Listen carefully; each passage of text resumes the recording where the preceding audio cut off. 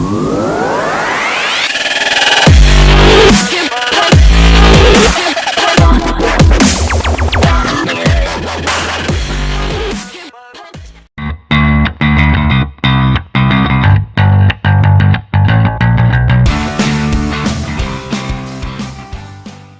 original Honda Fit was a prodigy when it burst onto the US car scene as a 2007 model.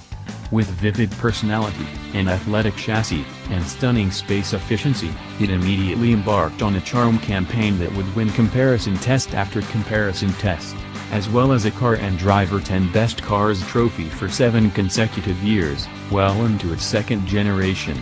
Alas, the latest Fit has been good if not quite great, handsomer than ever but sorely lacking its predecessor's eagerness, dynamic refinement, and user-friendliness.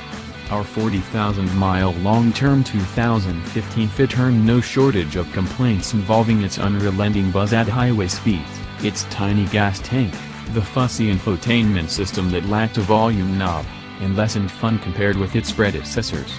Now a thorough mid-cycle enhancement for 2018 gives this third-generation Fit a second chance to make a first impression.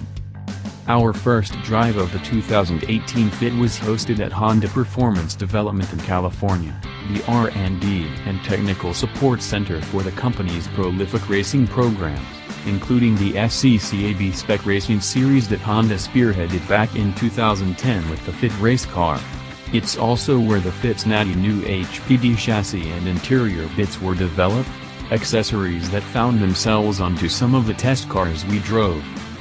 For 2018, Honda aimed to hone the Fit's chassis to quell bobbing, reduce noise levels, enhance the steering's linearity, and elevate its overall sense of nimbleness. Honda added structural braces around and under the body, swapped the shell-style steering pinion bearing for a solid one, and installed retuned dampers. It also used thicker acoustic materials inside the doors, wheel arches, and pillars, while new layers of soundproofing materials pad the dashboard and the floor. To reduce wind noise, the new Fit gets an acoustically insulating windshield and thicker front quarter windows. Remarkably, despite these refinements, weight is essentially a wash between the new and old cars, according to Honda. Without a pre-refresh Fit on hand for comparison, it's hard to measure the extent to which Honda achieved its ambitions.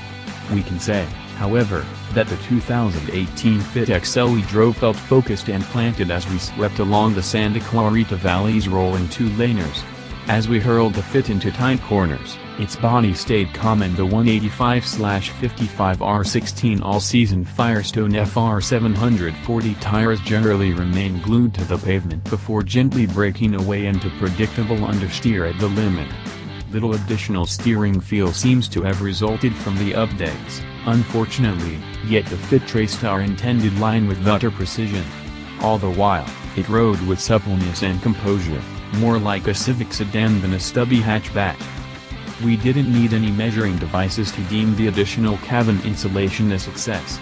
While the quietness somewhat clarifies the bleeding 1.5-liter inline-4's engine note, still not our favorite sound, especially as it moans when working with the optional continuously variable automatic transmission, CVT. Its lower overall volume no longer deters drivers from revving it all the way to its 6,800 revolution per minute redline.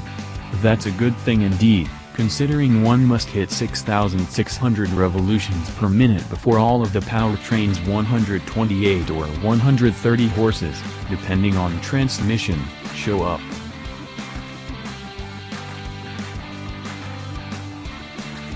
Yeah.